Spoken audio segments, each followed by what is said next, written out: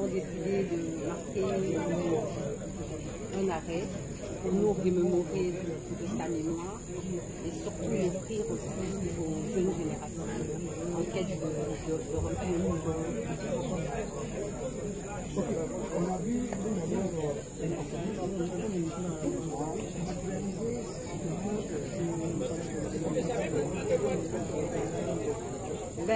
Matérialiser cet hommage avec une conférence.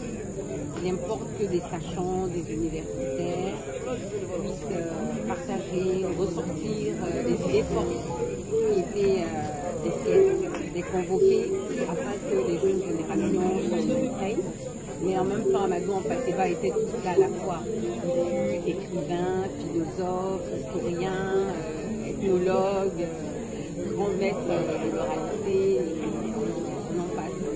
Et donc c'est important que cet hommage soit sur les différents supports d'expression de l'art. Vous avez vu le théâtre, l'adaptation d'un passage de Kaïdara, parce que construire en amusant était un moyen de transmettre des connaissances. Je pense que c'est le message, enfin le thème de la commémoration de ce 34e anniversaire est revivre avec Amadou Hampâté-Bâ le sage et son message. Et son message, nous pourrions le résumer en ceci: semer et s'aimer. Il disait qu'il faudrait se connaître soi-même, se chercher et se trouver en l'autre pour pouvoir l'aimer. Et donc, face à tous les périls, à ces guerres, ces incompréhensions, ce message doit être remis au bout du jour, c'est-à-dire mettre le vieux vin dans les outres neuves afin que nous puissions nous en abreuver, parce qu'avec des outils de notre temps. Mais ce message-là reste encore d'actualité. On parlait tout à l'heure de sa valeur. Amadou Hampâté-Bâ était citoyen du monde en fonction de cette expérience. On pense que ses propos, ses poèmes, ses écrits peuvent aujourd'hui réconcilier le monde qui est en délicatesse. Les gens qui vivent ensemble, les s'entendent. On pense que les écrits et les connaissances d'Amadou Hampâté-Bâ peuvent penser des plaies, ne pas dire cicatriser des plaies. Parce que Amadou Hampâté-Bâ, sa vie durant, s'est battu pour emmener la paix.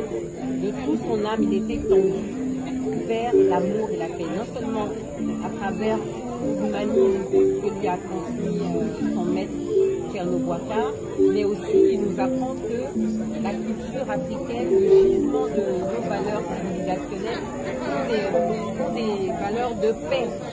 Et parce que tout pouvait coexister, cohabiter, et la bagarre détruit. Il disait que la bagarre détruit ce qu'on a mis des millénaires à construire et que le dialogue était l'âme des forces.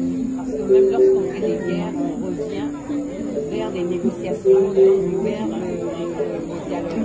Donc Amadou Hampâté-Bâ, lui-même, sa vie du monde, s'est battu pour vraiment mener les œuvres de conciliation et de réconciliation, non seulement au niveau du Mali, son pays, mais entre le Mali et la Côte d'Ivoire, dont il fut le premier ambassadeur, on s'en souvient.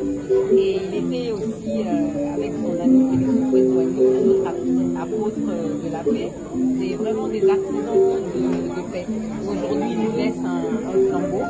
Et je pense qu'il est nécessaire que nous en avions pour qu'à notre tour, nous puissions laisser à notre postérité une société de paix. Et cette paix-là, nous pouvons la cultiver chacun à notre niveau. Il n'y a pas de petit effort. Donc voilà, désarmer les cœurs, désarmer la parole, parce que la parole est tout. Elle commence et termine. Une fois émise, on ne peut plus la rattraper. Donc il faudrait que Dieu nous a donné l'usage de la parole, qu'on s'en serve comme élément de médiation, comme élément d'entretien de l'amitié et de l'amour. Parce qu'on n'a jamais rien construit dans la bagarre de notre nature, la bagarre. Et l'Afrique est riche. Et parce que l'Afrique est riche, mais elle n'est pas unie, elle se divise, les plus forts deviennent les plus faibles. Je sais qu'on est comme ceux qui sont assis sur une caisse d'or et qui tendent la main pour trouver des enfants. Merci.